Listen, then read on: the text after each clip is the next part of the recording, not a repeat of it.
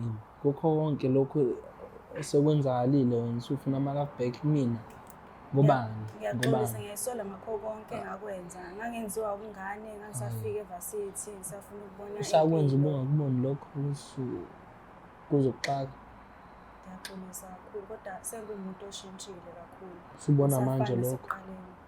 usubona manje lokho Sadonyaza ukuthi ngenza iphutha kodwa bese akulona iphutha lelo walenza mfethu akulona iphutha lelo walenza 3 times akulona iphutha lelo walenza mfethu isikhathi esingaka mina ngisilima kuwena hayi mfethu awukwazi ukwenza into enzayo awukwazi ukwenza into enzayo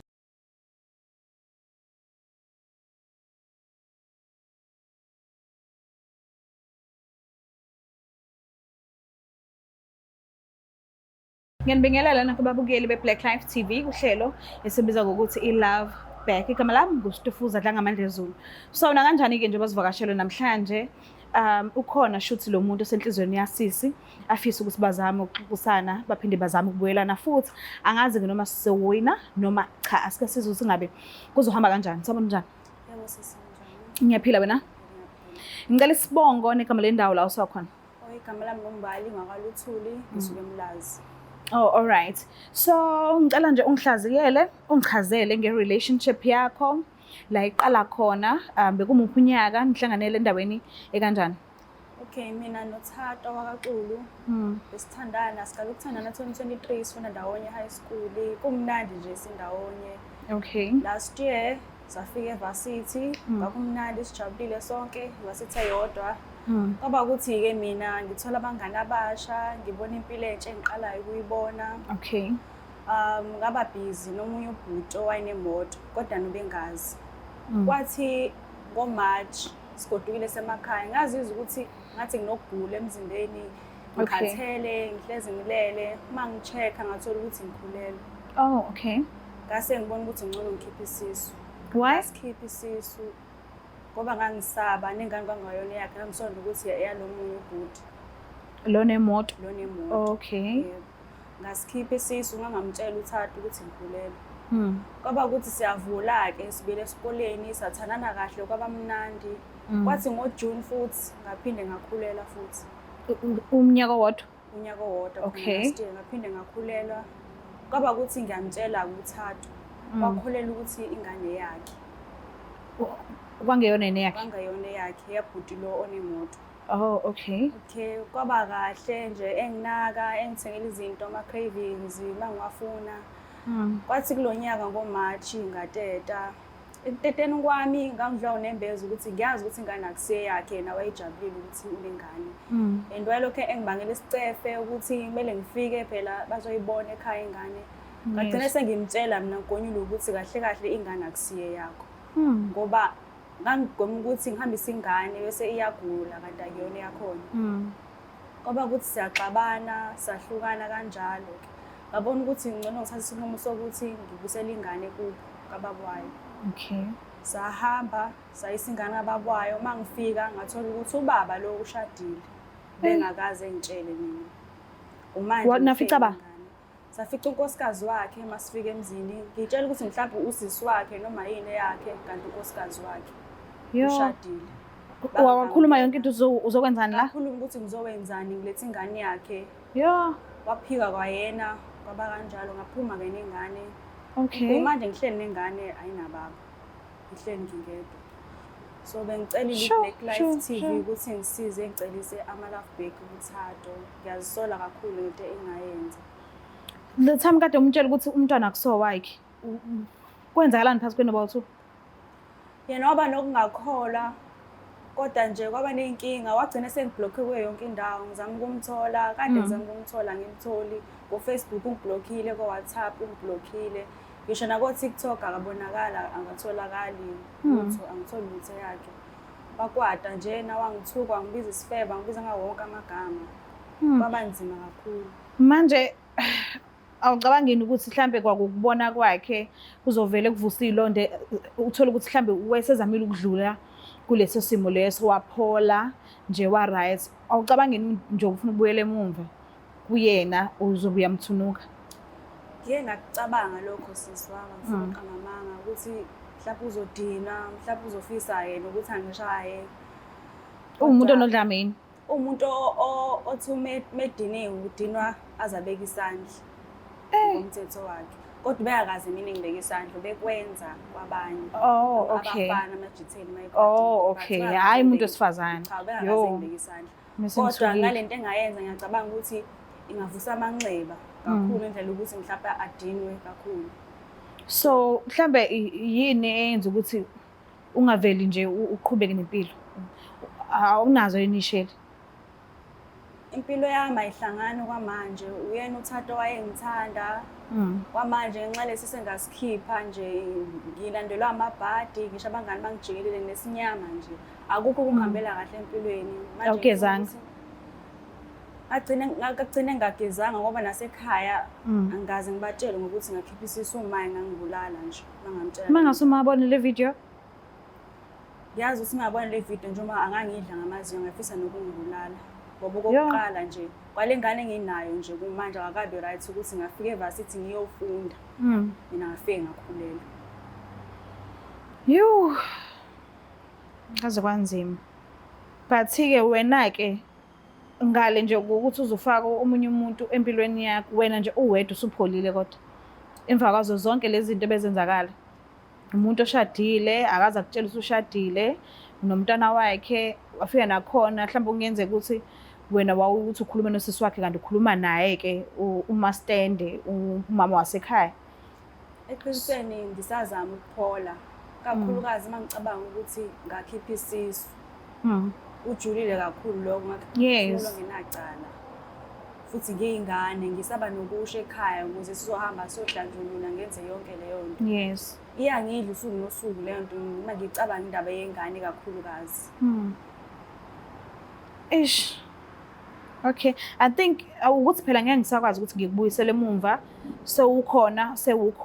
Kodwa ngesingami bengathi qala nje udile nje nobuwena bonke uphole ube right ugeze njengoba usuze wafika endaweni na kanjani abazali bakho ngenzeka bayibone le video. Uthola ukuthi mhlambe bekufanele uqale ekhaya khulume nabazali noma kuthiwa kubaba kangakanani. But akekho umzali ozokudisowna inguna phakathi ngesimanga sokuthi wenze kanje empilweni. Noma ngabe kuthiwa ngakukwatela leso sikhathi but angiboni sengaze angathi akafuni ngisho nanokukubona uzalwe wuyi. Kuyenzeka phela kweminye imizi but akuyonto elula. So kulungile ngoba seweze wafika. Ngicela simbizeni ubhuti zama ukuthi sikhulumisane naye but ngikufisela inhlanhla angazi noma uyathanda yini kokuqala kwakubona. 2 angazi noma useke wacabanga yini mhlambe ngelilanga uyoke afise nanokuthi abe nawe futhi angikuhluleli ke mina anginawo amandla ukuthi ngikuhlulela kodwa asike sizameni sibone ukuthi uThato uthatha ngisho sibone ukuthi uThato mayefika umthulela udaba ukuthi umbizele lona ukuthi uzokuthatha kanjani. Ngiyacela usondezele yena.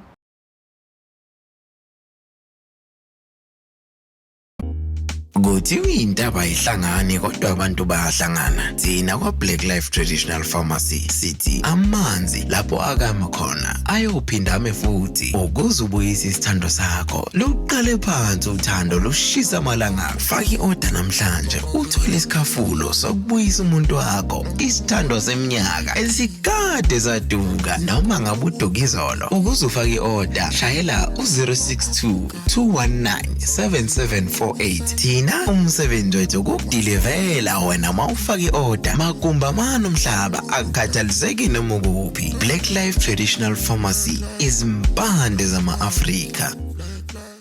Siphinde sinamukele futhi babukeli bayo iBlack Life TV uhlelo esilibiza ngokuthi iLove Back. So again umfowethu nangu niyambona nani hleli phambi kwethu and ngiyathemba ukuthi sokwazi ukuthi sikhulumisane. Ngiyathemba futhi ukuthi sokwazi ukuthi siwine. Angazi sike sibuka ukuthi ngabe kuzogcina kuphi. Sabona njani? Yebo ngiyaphila. Ngiyaphila nami. Ngicela ukwazi igama nesibongo nala ubuya khona. Igama lami nguThato akaXulu, ngisuka eMlazi. eMlazi. Yeah. Namehla Brown.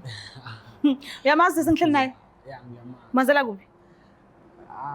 Sise benginaye. Bomuntu wami. Oh, okay, kudala. Kudala. Oh. So mhlambe ngabe uyakujabulela nje ukuthi uyambona noma kuthiwa wazi ukuthi ubizelweni but ukuthi nangu uhleli phambi kwakho nje. Hayi kona kusangixaka ukuthi kanjani ngoba bengingayitsheli ukuthi ngisaphinde ngimbone kuwo konke sedlule kukona yabona. Oh. Mhlambe ngabe usawumuntu ongasafisi ukuthi ube nayo empilweni yakho mhlambe eduze kwakho noma uyabona ukuthi yes noma kuthiwa kwaba nenkinga enganani but lusekhona uthando and ngingajabula ukuthi abe seduze kwami futhi.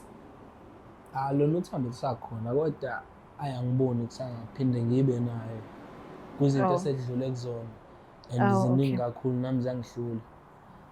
Oh, okay, ngiyakuzwa. So ubhalile-ke uhlelo lithi Love Back, uyafisa ukukhulumisana nawe. Ngicela umuphe nje isikhathi sakho umlaleli ukuthi yini le yafisa ukisho kuwena. Ngiyaphila. Bengibhalele iBlack Life TV ukuthi ngisize ngizocela ama-Love Back kuwe.